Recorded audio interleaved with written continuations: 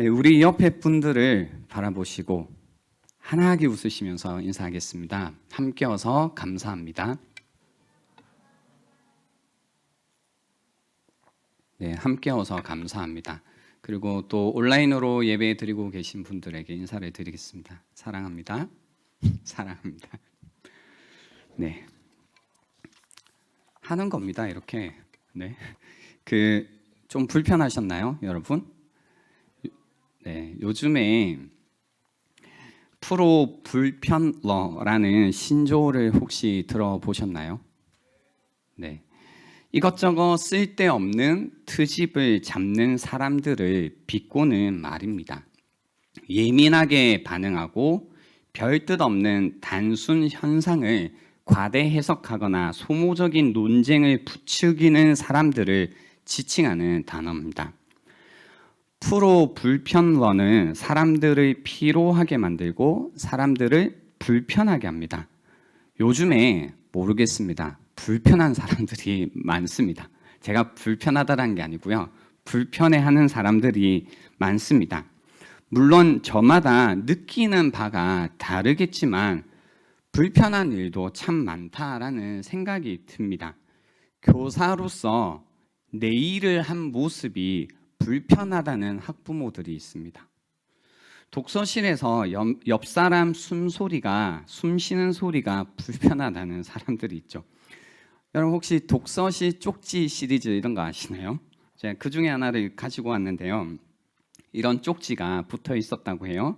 초면에 죄송한데 그쪽 수면 바지 입으신 거 좀 민폐인 것 같아서요. 보기 좀 그래서 글 써요. 편한 건 이해하지만 독서실이 집은 아니잖아요 라고 쪽지가 이제 붙어 있었다는 거죠. 실제 상황입니다. 아마 이제 프로 불편러들은 이 단어조차 벌써 불편하신 분들도 계실 수 있는데요. 우리가 무언가 불편하다라는 것은 자기 중심적 관점과 자신의 기준에서 상황을 판단하게 되면 이런 불편함이 생기게 됩니다. 생길 수는 있는데요. 생긴다는 현상에 대한 설명입니다. 불편하신 분들 불편하지 마십시오. 끊임없이 판단하고 끊임없이 불편해하는 삶. 교회 안에도 이런 프로 불편러 또는 프로 판단러가 있습니다. 뭐야? 옷을 요사스럽게 입었네? 머리 스타일이 이상한데? 얼굴이 성의가 없다? 목사님 얼굴에 다크서클이 많이 보여 보기 불편하다. 나쁜 사람들. 이런저런 이유로 또 교회에 사랑이 없다. 그죠? 네, 물론 대부분 관심의 표현이겠지 생각을 해요. 그리고 잘못된 점이 있다면 말하고 고쳐 나가는 것이 필요합니다. 그러나 너무나 판단과 비판이 난무하는 공동체에서는 안전함과 사랑을 느끼기가 어렵다는 것도 문제가 되겠죠. 자기 중심적인 나, 그죠? 하나님은 이런 우리의 자기 중심성을 구원하시기 위해 관계라는 것을 사용하십니다. 관계를 사용하셔서요. 자기 중심성이라는 것으로부터 구원하십니다. 여러분은 최근 관계로 인해 어려움을 겪으신 적이 있으신가요? 혹시 그 문제가 어떤 문제였다고 생각을 하시나요? 혹시 그 관계의 문제 속에서 하나님이 바라시는 관계가 무엇일까? 그죠? 하나님께서 바라시는 관계란 무엇일까? 생각을 해 보셨나요? 우리에게 이런 하나님께서 바라시는 관점이 무엇일까? 하나님이 원하시는 관계란 무엇일까? 이런 관점이 없다면 계속해서 삶을, 관계를 피상적으로 보게 되고 냉소적인 태도만 우리 안에 자라게 됩니다. 문제가 생겨도, 관계 속에서 문제가 생겨도 흔히 말하는 처세술에 의지하다 보니 인격의 변화라는 것은 기대할 수가 없습니다. 대개 우리는 자기 자신이 변할 생각은 하지 않고 관계를 변화시키려고 합니다. 그러니 변하지 않는 겁니다. 지금 이 순간에도 내가 맺고 있는 관계들이 의미가 없다라고 느껴서요, 자기가 속해 있던 공동체에서, 그룹에서 떠내려가는 사람들이 넘쳐나고 있습니다. 교회뿐만이 아니고 일반 세상에서 동일한 얘기죠. 타락한 세상에서 허물 많은 죄인들과 관계를 맺고 살아가며 문제가 생길 때마다 우리는 그 관계를 정리할 기회만 노리고 있는 거죠. 이런 어떤 세상 속에서 우리가 한번 해봐야 되는 질문이 뭐냐면요, 하나님이 바라시는 관계는 무엇일까입니다. 하나님이 바라시는 관계는 무엇일까? 하나님이 원하시는 관계는 무엇일까? 오늘 이제 그 본문을 통해서 답을 찾아가 볼 텐데요. 첫 번째, 하나님이 바라시는 관계는 비판하지 않는 관계입니다. 비판하지 않는 관계.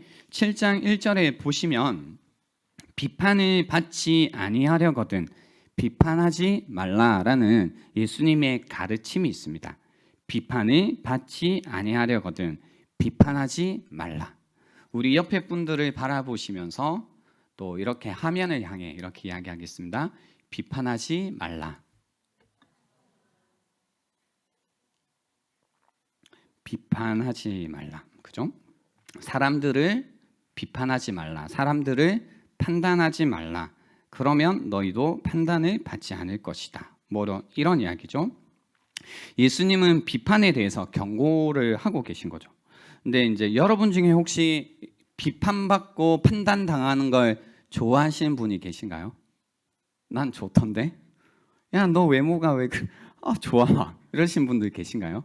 나의 외모 혹은 생각, 나의 의도, 나의 마음, 내가 하고 있는 행동에 관해서 판단당하는 것을 좋아하는 사람이 없습니다. 그러니까 근데 재밌는 건 비판받고 싶은 사람은 아무도 없는데요, 비판하지 않는 사람도 없다라는 거죠. 예, 아무튼 그래요.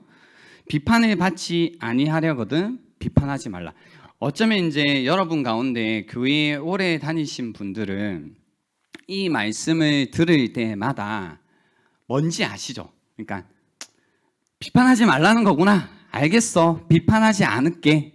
라고 이제 이해를 하고 계신 분들이 많이 있을 겁니다. 근데 우리가 단순히 예수님께서 비판하지 말라고 하셨구나 정도로 이해하고 계시면 이게 그 초등학교 또는 중학교, 고등학교 때까지는 그냥 남에게 내가 지적질을 하지 말아야겠다. 뭔가 욕하지 말아야겠다. 이제 외모로 판단하지 말아야겠다. 이 정도로 적용하시잖아요. 그러니까 이 말씀이 갖고 있는 이제 의미를, 실제적인 의미는 또 놓쳐버릴 때가 있는 거죠. 의미를 놓치다 보니 실제 삶 속에서 이제 여러분이 살고 있는 20대, 30대, 40대 이 현실 속에서는 이 말씀이 갖는 파워가 전혀 나타나지 않는 거죠. 그래서 조금 더 오늘 한 걸음 더 나아가서 이 말씀을 같이 나눠보려고 하는데요. 그겁니다.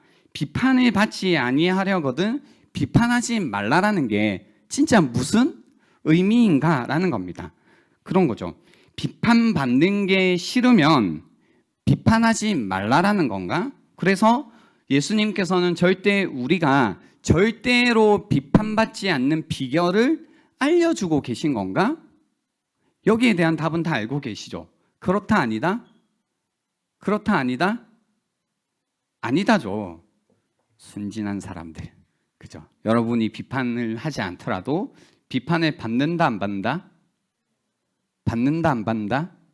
받죠. 그죠? 그러니까 뭔가 절대 비판받지 않는 비결을 이야기하고 계신 건 아니겠다라는 생각을 하고 있죠. 또 한 가지는 뭐냐면 비판하지 말라고 하셨으니 절대로 서로의 잘못된 부분, 잘못하고 있는 부분이 있더라도 서로에게 절대로 아무 말도 하지 말라라는 이야기구나. 무엇이 옳고 그른지 자기 자신만, 나 자신만 판단할 수 있으니 타인은 아무 판단도 하지 말라는 의미이구나. 물론 이제 우리가 몸담고 있는 문화는 이렇게 이야기를 하죠. 아무도 아무것도 판단하지 말라라고 하죠. 그러니까 지금 제가 말씀드린 아무도 아무것도 판단하지 말라라는 건 성경의 가르침이 아니고요. 세상의 가르침이죠. 정확히 얘기하면. 따라오고 계신가요, 여러분? 네.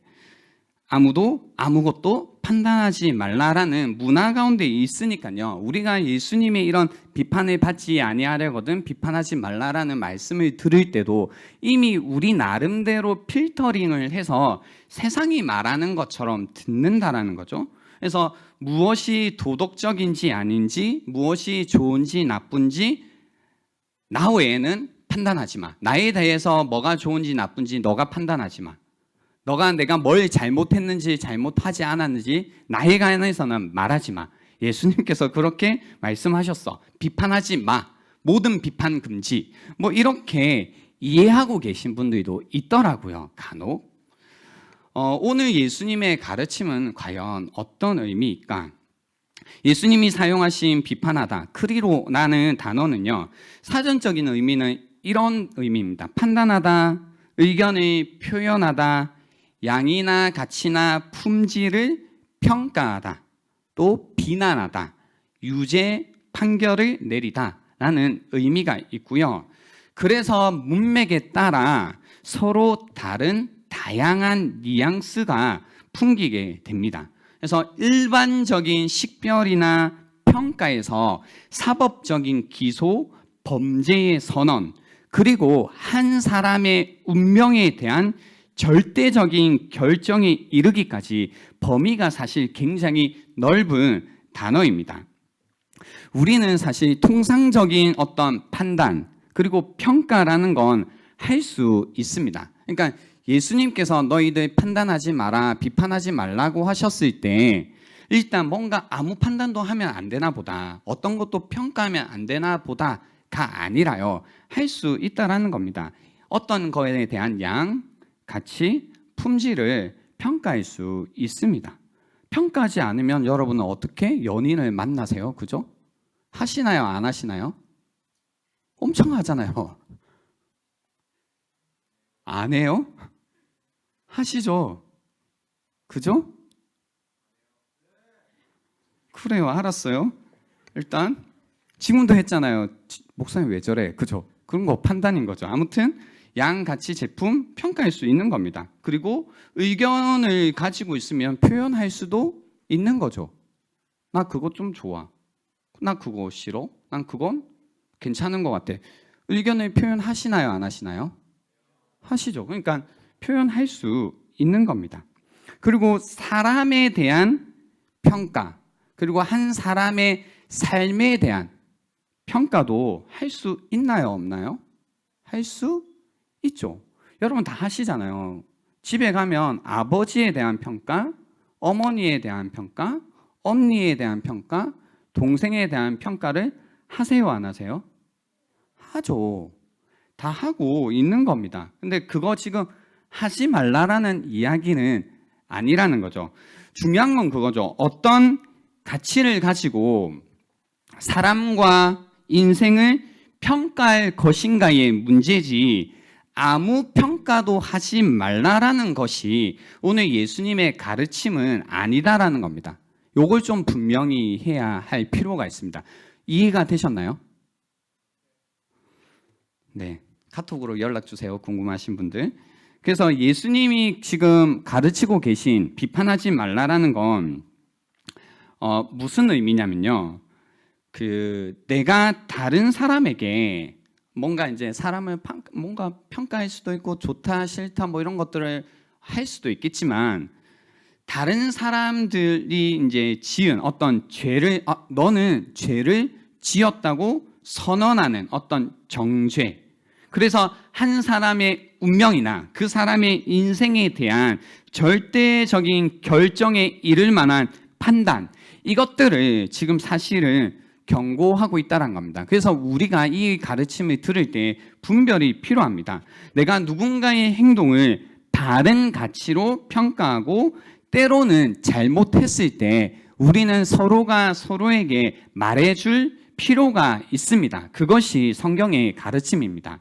교회 안에서요, 다른 형제 자매들에게 우리는 입을 틀어막고 사는 것이 아니라 무언가 잘못된 길로 갈 때 우리가 함께 받아들이고 있는 성경적인 가치로 평가했을 때, 판단했을 때 잘못된 길로 간다면 겉면이라는 것을 해야 되는 공동체라는 겁니다. 아무 말도 하지 않고 아무 판단도 하지 않는 곳이 아니라 주님이 우리에게 가르쳐 주신 가치관으로 함께 그것을 판단하며 서로를 겉면하는 공동체라는 겁니다. 그러나 이제 그 예수님께서 이야기하신 비판하지 말라라는 것은 뭐냐면, 그래서 이 똑같은 말을 하더라도 야 그러면 안 돼 할 수 있는데, 그 말을 하더라도 그 사람을 대하는 태도와 마음가짐과 관련이 있다라는 이야기를 하십니다. 로마서 14장 10절에 보시면 이런 이야기가 있습니다. 내가 어찌하여 내 형제를 비판하느냐? 이어서 어찌하여 내 형제를 업신 여기느냐? 우리가 다 하나님의 심판대 앞에 서리라 라고 이야기하십니다. 그죠? 왜 너 형제를 비판하니? 아무것도 비판하지 마가 아니라 이어져 나오는 이 사람의 마음을 드러내시는데요. 어찌하여 내 형제를 업신 여기느냐라고 이야기하시는 겁니다. 그래서요, 사람들은 이런 마음이 있어요. 비판을 통해서요, 누군가를 판단하고 누군가를 비판하는 것을 통해서 내가 비판하고 있는 그 사람보다 나를 좀 더 높게 설정하는 이런 이상한 마음이 있습니다. 업신여기다, look down 하는 거죠. 그래서 깔본다라는 의미인데요. 우리에게는 다른 사람을 비판하는 것을 통해서 그 사람과 나를 구분짓고, 나는 아닌데 넌 그렇구나, 너는 좀 그렇구나, 뭐 이렇게 구분을 짓고 나는 괜찮은 사람으로 착각하고 반대로 그 사람에 관해서는 이제 깔보는 경향이 있다는 겁니다. 그런 마음에서 행해지는 비판에 관해서 지금 예수님께서 경고하고 계신 겁니다. 다른 사람을 업신 여기는 비판은 그래서요, 늘 관계 속에서 상처를 남기고 관계로부터 이탈하게 만든다라는 겁니다. 그래서 오늘 말씀에도 2절에 보시면 너희가 비판하는 그 비판으로 너희가 비판을 받을 것이요, 너희가 헤아리는 그 헤아림으로 너희가 헤아림을 받을 것이니라 이야기하십니다. 헤아림이라는 뜻은 무게나 거리를 재는데 사용했던 저울이나 그릇이나 막대기를 의미합니다. 기준이라고 할 수 있겠죠. 그것을 가지고 이제 우리가 다른 사람에게 대보는 거잖아요. 너 그러네. 근데 내가 가지고 있는 짝대기로, 내가 가지고 있는 그릇으로 사람을 담아보고 사람을 재보고, 이 사람 좀 모질하구나, 이 사람 좀 부족하구나, 자신의 기준 안에서 그런 거죠. 자신의 그릇 안에서 그런 거죠. 그런 다음에 부족하거나 모자라면 이렇게 깔보는 경향, 거기에서 튀어져 나오는 비판, 그것을 지금 경고하고 있다는 겁니다. 무슨 얘기인지 이해가 되십니까? 다 해보셨잖아요. 왜 모른 척을 하십니까? 그죠? 그래서 그 그릇, 기준을 가지고 하는 것, 그걸 이야기하는데요.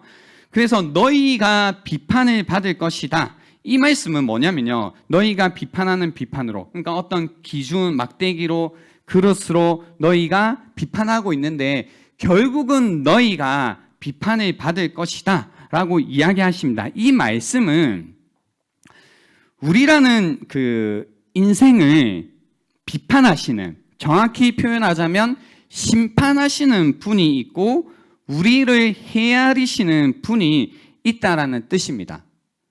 우리가 아무리 판단하고 누군가를 정죄하며 살지만 결국 인생을 판단하시고 인생을 정죄하시는 분은 따로 있다는 겁니다.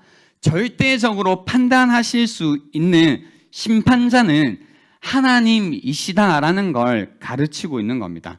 때론 우리가 다른 이의 삶을 판단하는 어떤 삶의 패턴에 빠질 때가 있습니다. 우리가 이 패턴 안에 빠져 있으면요, 모든 관계가 불편해집니다. 그래서 한 성경학자는 오늘 본문을 주석하면서 설명하면서 이렇게 이야기합니다. 다시 말해서 우리가 다른 사람을 판단하는 삶의 패턴에 빠진다면 그것은 우리가 하나님 나라의 참된 멤버가 아님을 보여주는 것이다. 절대적인 판단은 이것이 마치 그 문제의 마지막 선언인 것처럼 다른 이들의 죄를 단정적으로 선언하는 것이다. 자기 자신과 일을 하는 자신의 방식, 그리고 자신의 견해를 절대적인 기준으로 삼는 사람은 잘못된 사람이다. 하나님만이 이런 방식으로 판단하실 수 있기 때문에 그는 하나님의 자리를 찬탈하고 있다라고 설명하셨습니다. 야고보서 4장 11절 12절에도요 동일한 맥락의 말씀이 있습니다. 그냥 이건 지나가는 말씀이 아니라는 의미죠. 형제들아 서로 비방하지 말라. 형제를 비방하는 자나 형제를 판단하는 자는 곧 율법을 비방하고 율법을 판단하는 것이라.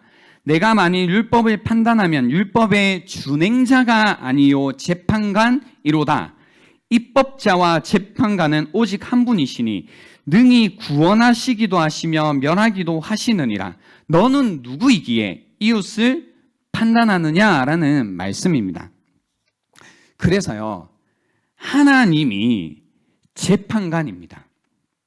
우리 옆에 분들에게 인사하겠습니다. 하나님이 재판관이십니다. 이 한마디가 중요한 한마디입니다.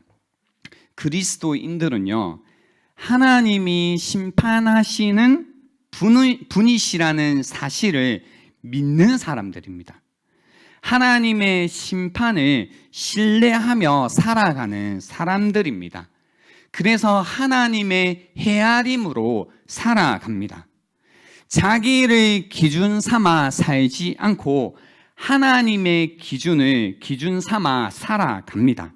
자신의 방식과 견해가 있을 순 있겠지만 그것을 절대적 기준으로 삼는 것이 아닙니다. 하나님과 하나님의 방식과 하나님의 견해만을 절대적인 기준으로 삼고 살아가는 사람들이 그리스도인이라는 겁니다. 그래서 그리스도인은요, 하나님 노릇을 하지 않는 겁니다. 하나님 노릇을 하면서 그리스도인이라고 할 수 없다라는 겁니다. 비판적이고 다른 일을 정죄하는 태도를 삶의 패턴으로 만들지 않는 겁니다. 여러분은 어떠신가요? 여러분의 삶의 패턴이 지금 다른 사람을 계속해서 판단하고 불편해하고 정죄하고 비판하는 이 판단의 패턴, 비판의 패턴 안에 계신가요? 아니면 그리스도인의 삶의 패턴이 정죄가 아니라 사랑이라면 나는 사랑하는 패턴 안에 계신가요? 여러분이 한번 질문을 해보셔야 됩니다. 왜냐하면 그리스도인의 삶의 패턴은 정죄가 아니라 판단이 아니라 사랑이고 구원이기 때문입니다. 요한복음 3장 16절 말씀을 잘 알고 계시죠? 한번 외워볼까요? 시작.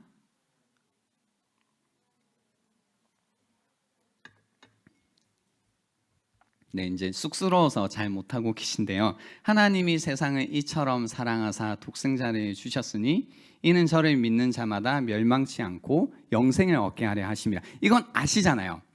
17절은요? 그죠?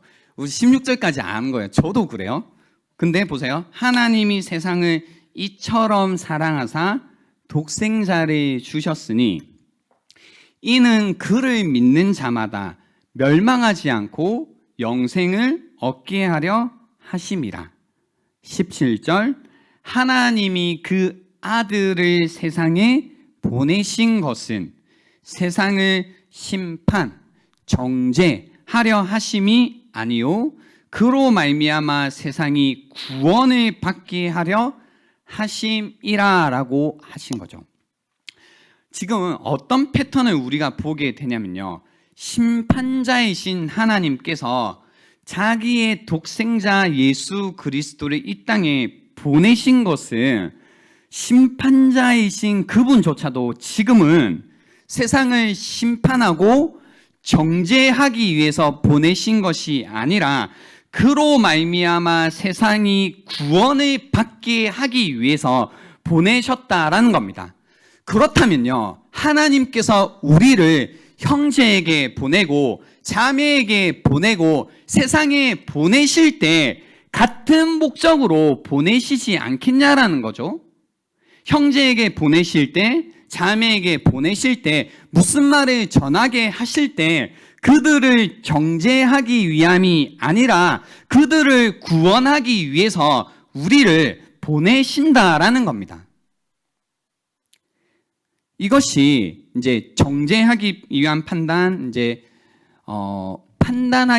판단의 패턴 가운데 살지 않고 누군가를 사랑하고 구원하기 위한 패턴 가운데 살아야 되는 명확한 이유라는 겁니다. 그래서 우리는 한번 생각해 봐야 됩니다. 나는 관계 속에서 특히 이제 교회라고 불리는 이 공동체 안에서 다른 사람을 판단하고 정죄하고 깔보는 것으로 심리적인 우위와 안위를 얻고 있는지 생각해 봐야 됩니다. 여러분은 어떠신가요? 나는 어떤 마음으로 지내고 계신가요? 그러니까 우리가 쉽게 생각했던 것들이 있잖아요. 그러니까 예를 들어서 제가 가끔 한 번씩 앞에 나와 주시면 안 될까요? 간증이 너무 좋은데 간증 한번 해주시면 안 될까요? 목소리가 너무 좋은데 특송 한번 해주시면 안 될까요? 이제 이런 부탁을 드릴 때에 어려워하는 부분 중에 하나는 이렇게 사람들이 보는 곳 앞에 서는 걸 굉장히 부담스러워요. 부끄러운 것도 있고 쑥스러운 것도 있지만 어떤 마음도 있냐면 사람들이 나를 어떻게 볼까, 그죠? 어떻게 판단할까, 어떻게 여길까에 대한 두려운 마음도 그 안에 깔려 있는 겁니다. 그게 난 괜찮아 라는 분들도 계시겠지만, 근데 그죠? 누가 나에 관해서 어떻게 생각할까?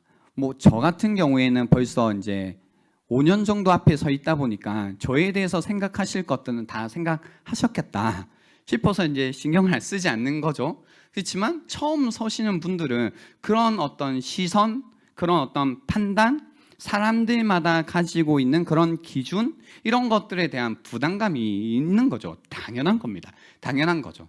그죠? 그렇지만 그게 자연스러운 거지만, 사람이라면 누구나 그런 거지만, 하나님을 믿는, 그죠?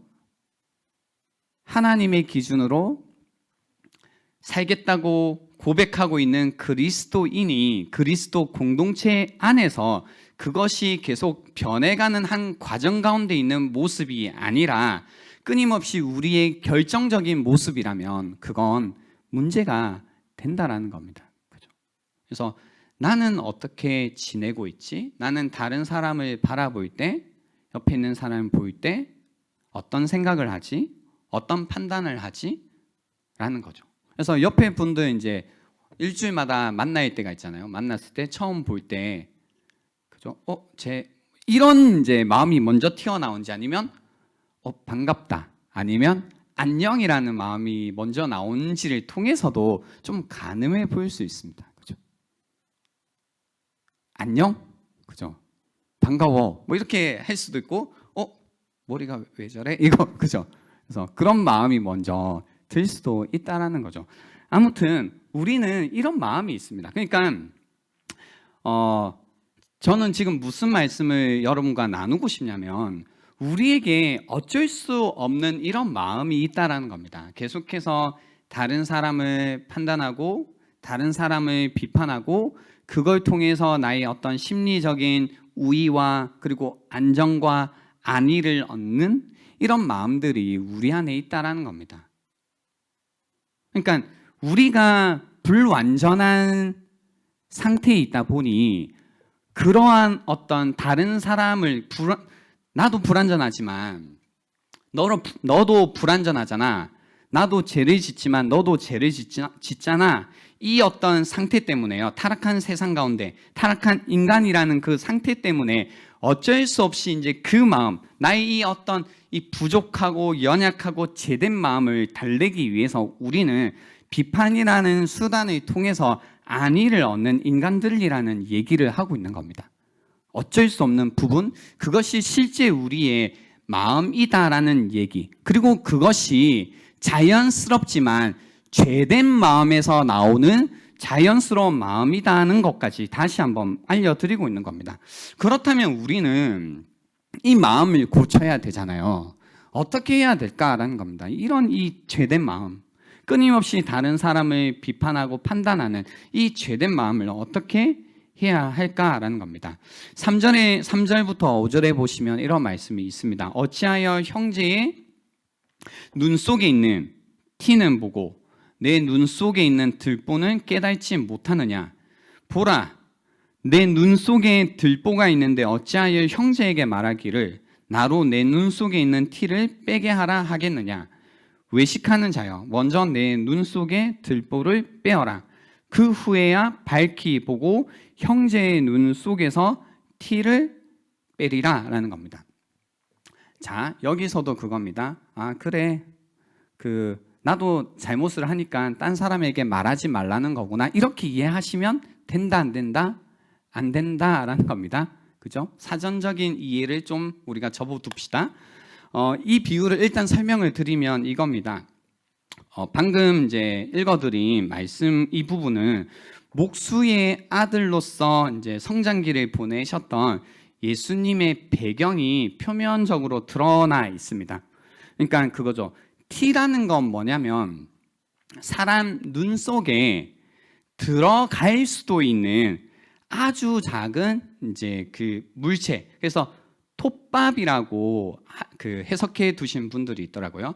톱밥. 그러니까 뭔가 목수 일을 하다 보면 작은 톱밥들은 눈에 들어갈 수도 있죠. 제 눈이 좀 크지만 이 큰 눈에도 굉장히 작은 톱밥은 들어갈 수도 있잖아요. 절대 안 들어갈 것 같아요. 아무튼 들어갈 수도 있잖아요. 네, 그죠? 그래서 톱밥. 그러니까 얼만큼 작아야 되는지, 그러니까 들어갈 수 있다라는 것도 있고요. 그것이 작다라는 것도 있어요. 여기 T라는 거의 의미가. 그러니까 눈 속에 들어갈 수도 있고, 그리고 들어가기 위해서는 그만큼 작은 것. 그래서 눈 속에 T라는 건 굉장히 작은 거죠. 그리고 그럴 수도 있는 거죠. 이게 중요합니다. 그런데 이제 그 들보라고 하면 뭐냐면 대들보를 이야기하는 거거든요. 눈 속에 톱밥은 뭐 들어갈 수도 있지만 눈에 대들보가 이렇게 박혀 있다면 이거는 박힐 수도 있지예요, 아니에요? 아니죠. 그러니까 그거는 그럴 수도 있는 게 아니에요. 그리고 뭐 사이즈로 볼 때도 엄청나게 크다는 것도 있지만 뭐 그럴 수도 있을까 싶은 그 무언가가 굉장히 고의적으로 이제 눈에 이렇게 박혀 있는 것.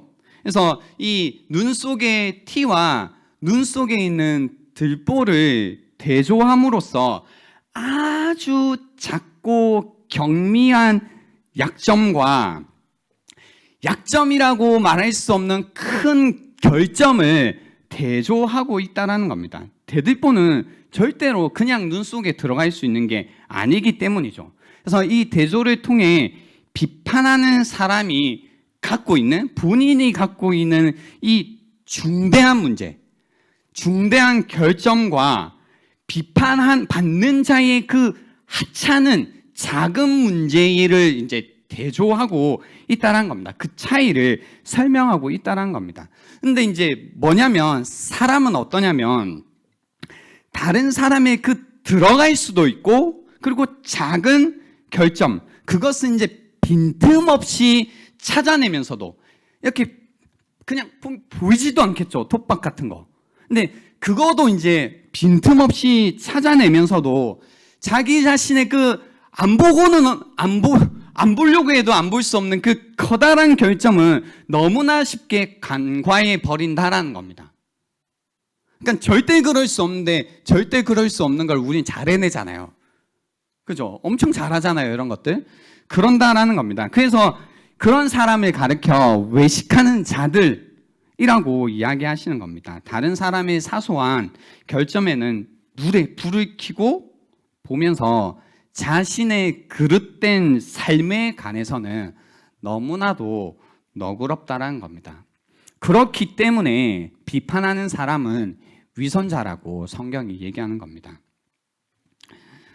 여러분은 어떠신가요? 그러니까 다른 사람의 문제점, 또 다른 사람의 어떤 결점, 흠 이런 것들이 잘 보이는 게 사실이죠.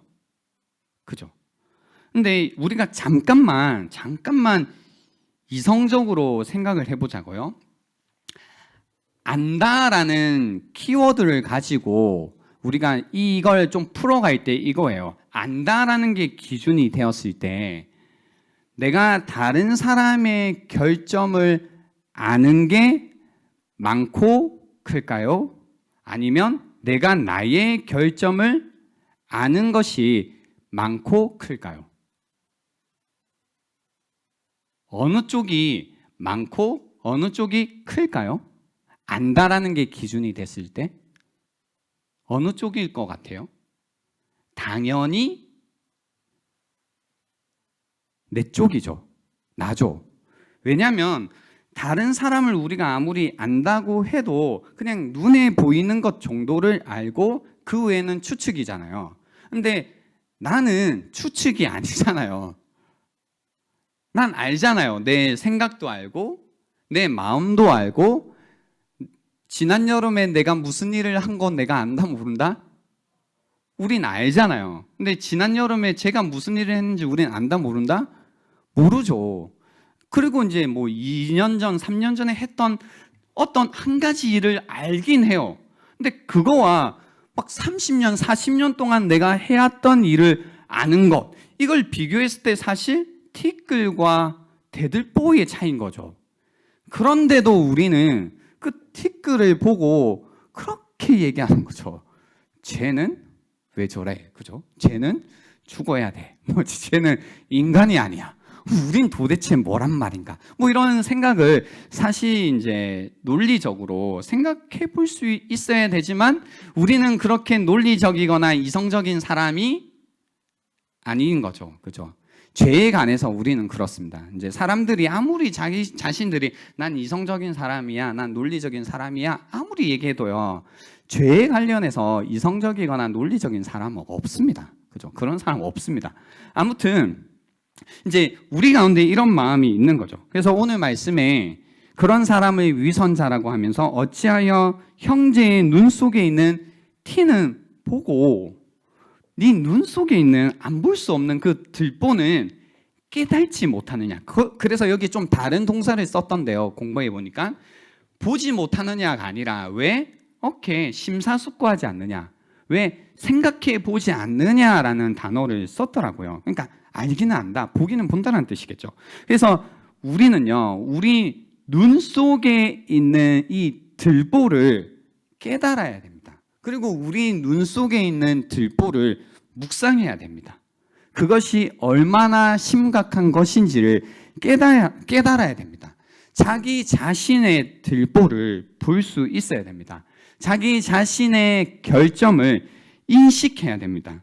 자기 자신의 결점을 알고 있는, 그리고 깊이 마음으로 그것을 느끼고 있는 사람이 되어야 됩니다. 그때 우리는 한 가지 진리를 깨닫게 됩니다. 어떤 진리냐면요, 우리는 용서가 필요한 존재들이다라는 걸, 이 진리를 깨닫게 됩니다. 우리는 용서가 필요한 존재들이다라는 겁니다. 내가 용서가 필요한 자라는 것을 알기 시작하고 그것을 깨닫기 시작하면요, 다른 사람을 비판하지 않습니다. 내 안에 들보를 봄을 통해서 내가 용서가 필요한 존재다라는 걸 알기 시작하면 다른 사람들에 관해서 좀 더 너그러운 판단을 내리는 존재가 되기 시작합니다. 제가 이제 어떻게 하면 우리가 그 어쩔 수 없는 이 사람들을 비판하고 판단하는 마음을 고칠까요? 라는 주제로 쭉 왔거든요. 그 마음을 고치는 비결이 뭐냐면요, 우리의 들보를 보는 건데요, 결국 어느 자리까지 가야 되냐면 내가 용서가 필요한 존재구나를 깨닫는 자리에 가셔야 된다는 겁니다. 그래서 이런 이야기가 있습니다. 판단하기 전에 내 자신을 살펴라. 이 살핌의 과정에서 당신은 용서를 발견하게 될 것이다 라는 말이 있습니다. 판단하기 전에 내 자신을 살펴라. 이 살핌의 과정에서 당신은 용서를 발견하게 될 것이다. 이 살핌의 과정이라는 것 속에서요, 우리는 내가 필요한 존재라는 것을 보게 될 거고, 그에게도 용서가 필요하다라는 것을 느끼게 될 거다라는 겁니다. 그래서요, 이 말씀 이후에 어떤 말씀이 이어지냐면요, 먼저 내 눈 속의 들보를 빼어라. 그 후에야 밝히 보고 형제의 눈 속에서 티를 빼리라 라는 말씀이 붙어요. 그러니까 내 눈 속의 들보를 빼어라, 거기서 끝난 게 아니라 그 후에야 밝히 보고 형제의 눈 속에서 티를 빼는 거예요. 그러니까 대들보를 빼는 게 아닙니다. 티를 빼리라 라는 겁니다. 그래서 첫 번째 하나님이 바라시는 관계가 비판하지 않는 관계였다면, 두 번째는 뭐냐면요, 겸손하게 비판하는 관계가 하나님이 바라시는 관계입니다. 자신을 살피는 사람들, 그죠? 다른 사람들의 눈에, 삶 속에 있는 티를 제거하는 역할을 서로가 서로에게 사실은 해야 됩니다. 우리가 그걸 해야 되는 사람들이지만 하지 못하는 이유는 내가 용서가 필요한 존재이고, 그리고 너에게도 용서가 필요하구나를 알지 못할 때는 우리는 서로의 눈 속에 있는 티를 뺄 수가 없습니다. 그러나 우리의 이 대들보를 발견하고 내가 용서가 필요한 존재구나를 깨닫기 시작하면 우리는 그 관계 속에서요, 드디어 상대방이 빼기 어려워하는, 때때로 이제 입바람이 필요할 때 그 티를 빼줄 수 있는 자들이 된다는 겁니다. 왜냐하면 겸손한 마음으로 천천히 그 사람에게 맞게 아프지 않게 눈에 있는 티를 빼줄 수 있기 때문입니다. 독선적인 어떤 판단의 마음이 아니라 겸손하게 자기를 돌아보는 마음에서 나오는 그 마음으로 상대방에 있는 눈의 티를 빼줄 수 있어야 됩니다. 그래서요, 여러분, 교회가 자신의 대들보를 보지 못하며 비판하는 것을 지양해야 됩니다. 그 안에 있으면 끊임없이 괴로움만 있는 거죠. 또한 어떤 면도 있냐면요, 교회라는 곳은 그 안에서 서로가 서로에게 겸손한 마음으로 눈에 있는 티도 빼주는 공동체가 되어야 됩니다. 그래야만 그 티로 인해, 눈에 있는 티로 인해 계속해서 고통을 당하고 있고 괴로운 마음에서 서로가 서로에게 도움이 되어 벗어날 수 있다라는 겁니다. 이 마음이 우리에게 필요하고요, 이런 관계를 하나님께서 원하신다라는 겁니다. 이제 말씀을 마무리하려고 합니다. 하나님이 바라시는 관계가 무엇일까? 비판하지 않는 관계입니다. 서로를 죽이기 위해, 서로 깔보기 위해서 비판하지 않은 관계를 하나님께서는 바라십니다. 하나님께서 바라시는 관계는 뭘까요? 겸손한 마음으로 서로의 눈에 있는 들보가 아니라 티를 빼주는 관계를 하나님께서는 원하신다라는 겁니다. 우리는 용서가 필요한 존재들입니다. 내가 용서가 필요하다는 걸 알기 시작하면 다른 사람을 비판하지 않을 것입니다. 그래서 우리에게는 그런 사람들이 필요합니다. 우리에게는 자신의 들보를 눈에서 빼고 다른 사람의 눈에 있는 티를 빼어주는 사람이 필요합니다. 자신의 눈에 있는 들보로 인해 가슴 아파하며 울었던 그 마음으로 내 눈에 있는 티를 같이 울어주며 빼줄 수 있는 사람들이 우리에게 필요하다는 겁니다. 그것이 하나님께서 바라시는 공동체 그리고 관계라는 겁니다. 그래서 한 번씩 그런 생각을 해보면 좋을 것 같아요. 이제 이 말씀을 우리가 우리에게 적용을 해야 되잖아요. 뭐 적용해야 되는 사람이 누군가에게는 뭐 부모님일 수도 있고 또는 친구일 수도 있고 또는 그동안 소원해진 누구일 수도 있겠죠. 그때 그 마음을 한번 떠올려 보는 겁니다. 나도 용서가 필요하고 너에게도 용서가 필요하다. 오죽하면 그랬을까? 오죽하면 그랬을까? 라는 겁니다. 왜냐하면 우리 모두는요, 사실 살기 위해서 아둥바둥하면서 지내는 거거든요. 누군가에게 어떤 일을 하고 모르겠어요. 어떤 일로 인해서 비판하고 계시고 판단하고 계신지 모르겠지만 그 대부분의 일의 내면 속에는 그 사람이 살아남기 위해서 했던 일들이 사실 굉장히 많을 거다라는 겁니다. 그래서 우리는 좀 그런 마음들이 필요합니다. 그런 사람들을 좀 그런 결함, 그런 부족함을 위로해주고 돌봐주고 그리고 뭔가 따뜻하게 감싸주는 그런 마음들이 필요할 겁니다. 그런 사람들의 사정, 그런 사람들의 어떤 마음들을 알아주고 함께 울어주고 함께 이해해줌을 통해서 내가 하나님의 그 은혜의 그늘 아래 살아가는 것처럼 나라는 사람의 그리고 이 청년 함대라는 공동체의 그늘 가운데 그 사람들이 쉴 수 있게 해줘야 된다는 겁니다. 그래서 교회에 와서 우리가 함께 모일 때마다 목장 모임을 할 때마다 긴장되고 뭔가 마음이 불편하고 괴로워지는 것이 아니라 우리의 마음이 계속해서 쉴 수 있고 용납되고 용서받고 이해받는 이런 공동체가 하나님께서 우리에게 바라시는 공동체라는 겁니다. 그래서 앞으로 그런 시간들이 우리 안에 계속 일어나면 좋겠습니다. 우리 자신을 향해서는 내가 어떤 존재인지 계속해서 깨닫고 또 서로를 향해서는 깨달은 그 어떤 가슴 아픈 마음과 눈물로 다른 사람들의 눈물을 닦아주며 그 눈에 있는 티를 빼줄 수 있는, 그래서 함께 우리가 주님이 바라시는 공동체로 나아갈 수 있으면 좋겠다라는 겁니다. 시간을 잠시 드리겠습니다. 오늘 들었던 말씀을 한번 묵상해 보십시오. 비판하지 말라라는 주님의 그 음성에 반응하는 이 시간이 될 수 있으면 좋겠습니다.